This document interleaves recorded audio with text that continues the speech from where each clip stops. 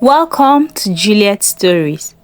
Today's story is titled, They Laughed at the Barren Mermaid, but Something Strange Happened. Once upon a time, in the Kingdom of Zirella, humans and mermaids lived together in harmony. Their alliance was strong, but it was not entirely built on pure goodwill. It was a pact rooted in necessity and tradition. The mermaids were with control over the sea, providing bountiful fish and calm waters for the humans. In return, the humans offered green pastures for livestock and military protection from invaders. At the heart of this bond was a sacred ritual that had existed for generations. The great oracle of the sea had foretold that the first wife of the water king must bear a male child who would marry the human princess. This prophecy had guided the relationship between humans and mermaids for decades. But prophecies have a way of turning peace into pressure. The weight of this prophecy was laid upon Seraphina, the first wife of the water king. Seraphina was everything a queen should be. She was graceful, wise, beautiful, and deeply respected. But beneath her outward charm, she carried a burden too heavy to bear.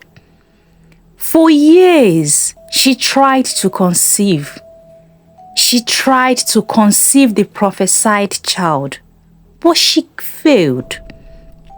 Each passing year without a child not only weakened the relationship between humans and mermaids, but also distanced her from her husband, King Zephyron.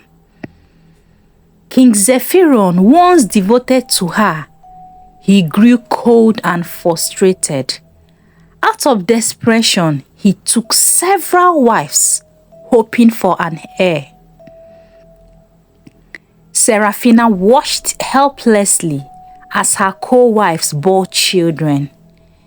Each new birth reminded her of her failure. Her co-wives mocked her behind her back, calling her cruel names. The barren queen, they laughed. The barren, beautiful queen, they laughed whenever she passed by. One of them, Lyriel, would sing songs of mockery while dancing with her little daughter, taunting Seraphina, laughing at Seraphina, and making fun of her. The ridicule didn't just stop there. Every evening, as Seraphina walked to the shore to seek solace, she encountered human women. What use is a queen who cannot bear life? They laughed. Some even splashed water at her. Among them, one woman named Mira laughed and said to her, I have never ever heard of a barren mermaid before. It has never happened. Why are you so different? Do you want to tear the two kingdoms apart? I beg, just do the needful and conceive already. Despite the cruelty, Seraphina remained silent. She returned to the shore every evening because it was the only place she could cry freely, where the waves muffled her sobs and the stars listened to her without judgment. She often whispered to the gods of the sea, begging them to bless her womb, but the gods remained silent.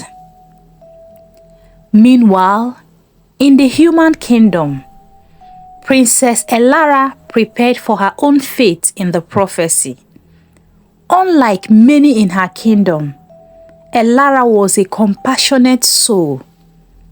She saw the tension growing between the two realms and felt the weight of expectation pressing down on her. Though betrothed to a future she had no say in, she sympathized with Serafina. "I just wish they could leave her alone," she confided in one of her maids one morning. "Don't they see the burden she already carries?" But Elara's voice was drowned by the growing unrest in the kingdom. Without the prophecy's child, she will remain unmarried, and the alliance between humans and mermaids would crumble. As pressure from both kingdoms mounted, Serafina became more isolated. The water kingdom no longer felt like home, and the shore only offered her fleeting peace. But one night, everything changed. As Serafina sat on a rock by the shore, crying as usual, a faint rustling in the bushes caught her attention. Initially, she froze, and she turned towards the sound.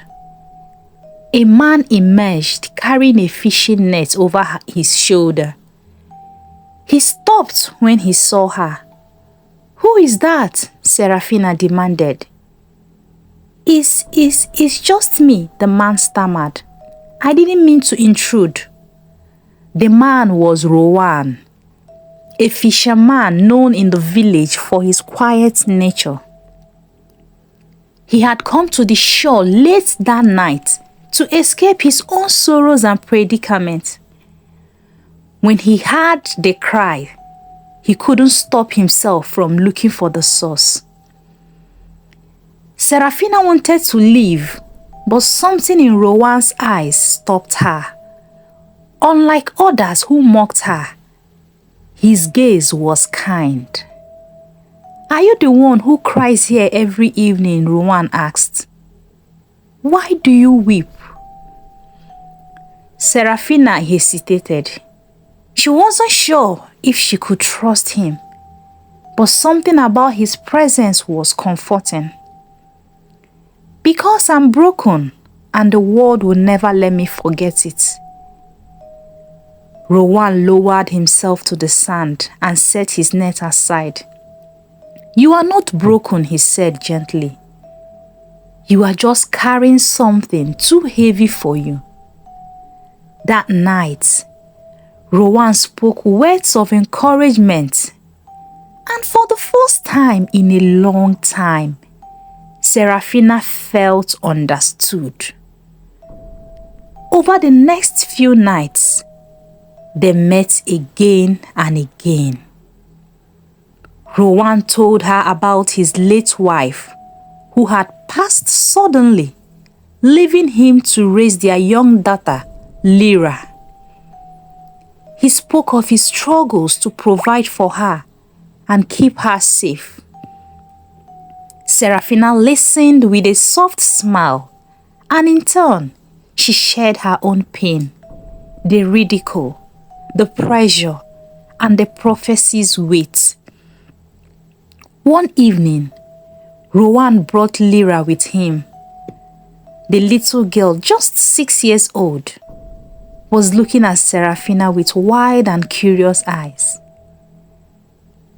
"Are you a fish spirit?" Lyra asked, somehow shy. But Serafina smiled back at the little girl and replied, "Something like that." Then she held Lyra's tiny hands, and something shifted in her heart. As the time passed, Rowan and Serafina's bond deepened.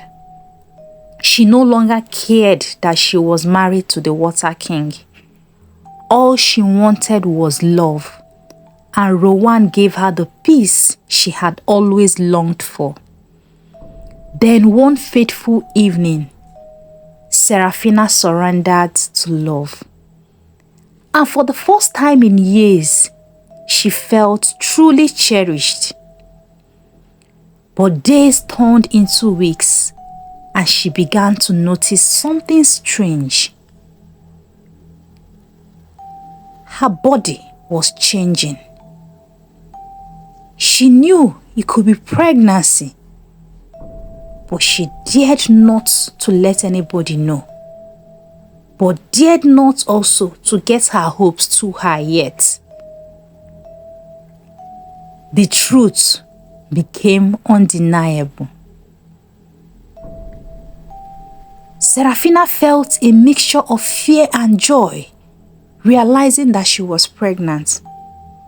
She knew what she had done was dangerous and bad, but for once, she put her happiness first. She decided to keep it a secret and stopped visiting the shore as often.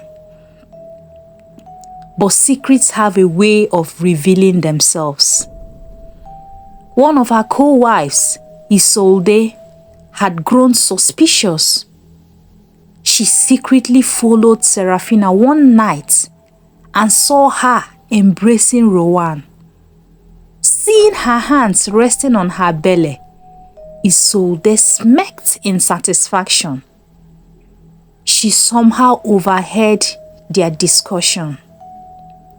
That night, she rushed to the palace. "My king," she exclaimed, "your wife has betrayed you. She carries a human's child." King Zephyron was furious. "Serafina! Serafina!" he sent for her. Serafina was dragged before him. "Is it true?" he roared. Serafina trembled and finally spoke. "I have done nothing wrong, Your Majesty. You cast me aside, called me cursed, and has never had anything to do with me for years. I only wanted love." Before she could finish, a harsh slap struck her cheek. "You disgrace this kingdom. You have betrayed the prophecy." Serafina was beaten despite her condition and locked up with little water and food. Meanwhile, the human king, King Aldrich, was equally enraged. He declared the alliance broken and vowed to punish Rowan. But Princess Elara refused to let Serafina suffer. She secretly met with Rowan and they planned an escape. So that night, Rowan braved the waters, breaking into the underwater prison, and he carried Serafina away unseen. Together they fled to a distant land where they built a new life. Serafina gave birth to a beautiful, bouncing baby boy, Neren. He was half human and half mermaid. Their love endured and their family grew. Meanwhile, King Zephyron never received an heir. He grew weak with regrets, and on his deathbed he whispered, "I wish I had loved her." But it was too late, and he gave up the ghost. This tale teaches us that love should never be bound by tradition, and that true strength lies in choosing happiness over fear. Thank you so much for watching. I hope you learned something and you enjoyed the story. Please, if this is your first time of coming across my channel, you are highly welcomed. And for my returning subscribers, I appreciate you for the show of love. Thank you for always stopping by to watch my videos. Kindly like, comment, share, and hit the notification bell so that you'll be among the first to be notified each time I post new videos. See you in my next one. Bye.